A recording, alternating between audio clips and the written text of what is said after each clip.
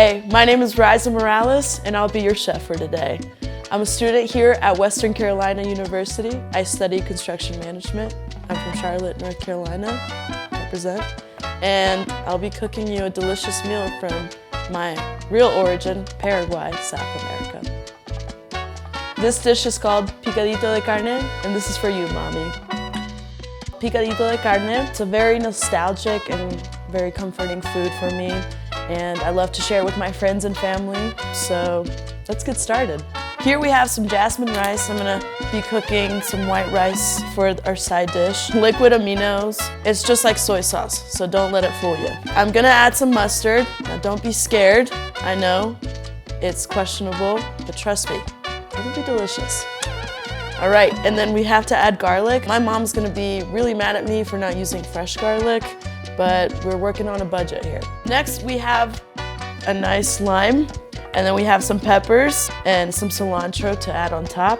I got some chopped up sirloin steak, so I don't have to cut it myself. But any cow meat will do, just not ground beef. First of all, if you're born in any Latin country, you have to be an expert in rice. Your family will eat rice for breakfast, lunch, and dinner. Basically, what we do is we fry the rice a little bit first in vegetable oil after it's cleaned. Once you fry the rice, your water's already boiling, so when you put water into the rice, it's already hot. You save time there, and your rice honestly ends up tasting better. I do add garlic to the rice and add some salt. What you do for your meat is you put vegetable oil on your pan, you wait for that to get a little bit caliente, and then toss that meat right on the pan.